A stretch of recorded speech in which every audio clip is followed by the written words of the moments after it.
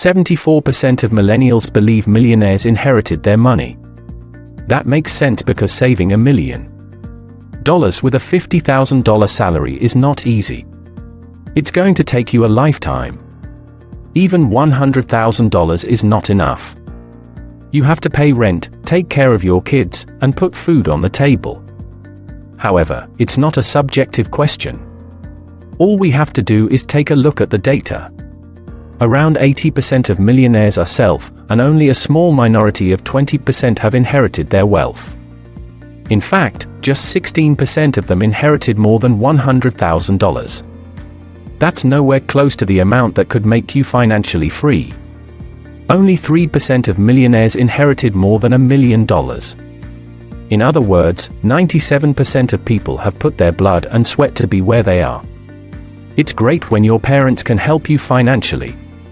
But it's not enough just to pass you some cash. At the end of the day, if you don't know how to manage that money, you are destined to go broke one way or another. Hello viewers. Stephen here, and I welcome you to this channel where we talk about investing, business and finance. In today's video, we will be talking about the 5 damn advices poor parents teach their kids. But before we begin, be sure you have subscribed to this channel and smash that like button on this video to support the channel.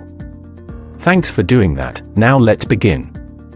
We have seen countless examples where people didn't just inherit millions of dollars but rather billions of dollars, and they managed to go broke.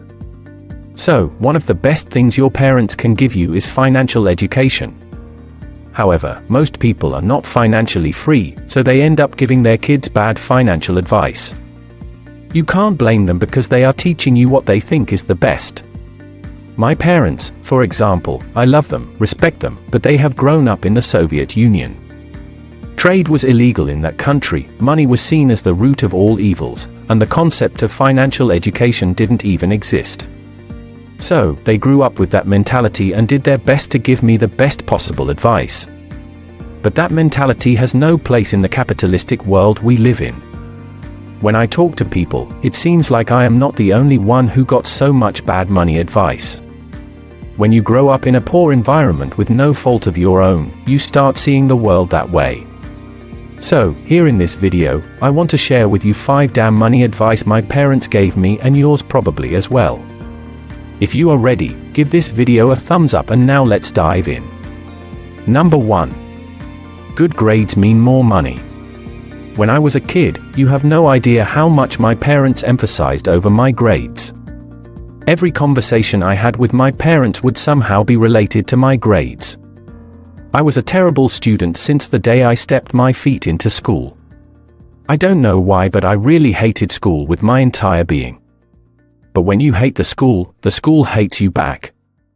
You know those teachers, when they see a kid doing poorly in class, instead of helping him to do better, they pressure him to fail. I mean, your job as a teacher is to help kids improve and not worsen their lives. Maybe that's why so many kids hate school. And here is my favorite part. For some reason, you are expected to know everything when you come to school. I am coming to school to learn. If I knew all of these things, why would I come to school in the first place? I tried to argue with my parents that school is an absolute waste of time, but my parents kept telling me how getting good grades will secure me a good future. The truth is that no one cares about my or your grades. The world doesn't give a damn about your A's or C's. Not my employer when I got my first job, not my customers when I started my first business. Nor my real estate clients when I got into real estate, neither are you, because my grades are irrelevant. All that matters is how interesting or helpful this video is. That's the only reason you are going to watch this video, and not because I got good or bad grades back in school. Number 2. Don't waste your time with your friends or parties. It doesn't really matter how much you know. You can have the entire Wikipedia in your head, but it's not going to help you if you don't know how to use that knowledge. We, humans, are social creatures. We can't survive on our own. We do better when we work together. Take this channel, for example. This channel wouldn't be possible if there wasn't a team behind it.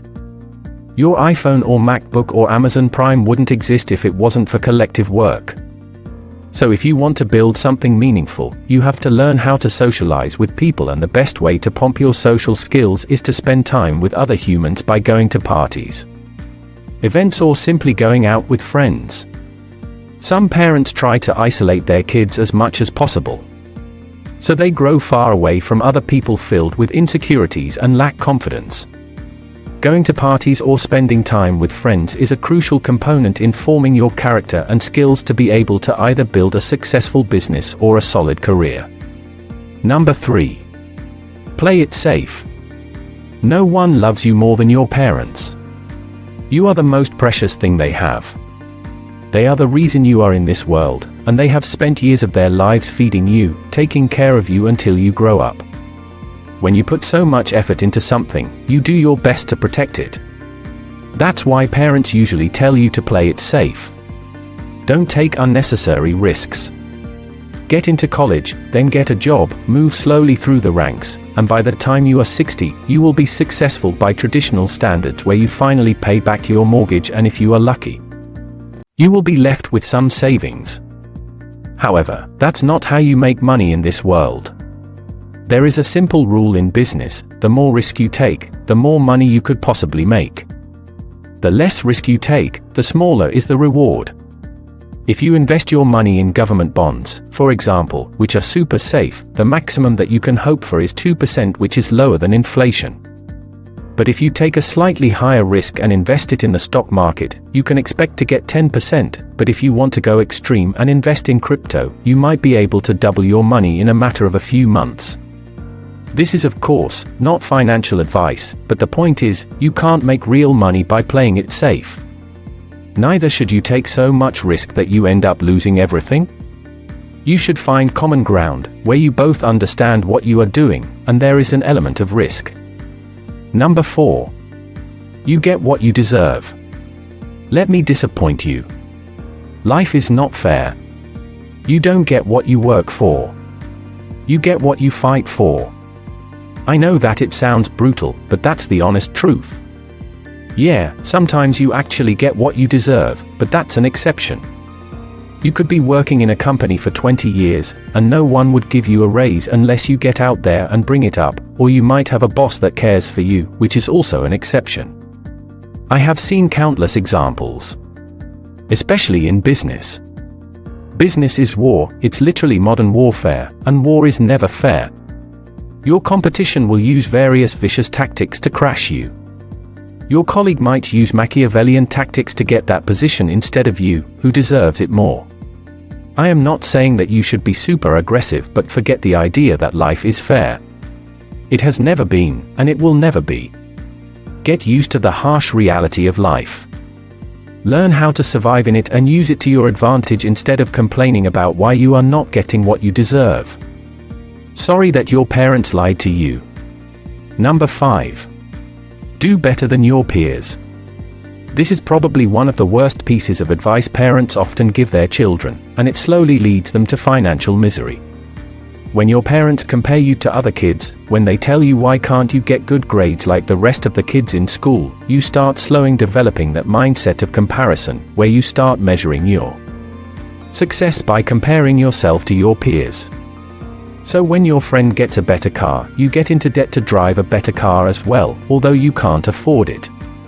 You try to keep an image that you are doing as good as your peers. But the goal at the end of the day isn't to look rich, but to be one. Your life, your circumstances are entirely different from everyone else. You have a different set of strengths and weaknesses, so you should forge your own path to wealth and not follow what everyone else is doing. Now give this video the thumbs up that it deserves, and make sure to subscribe if you haven't done that yet. Thanks for watching, and until next, bye for now.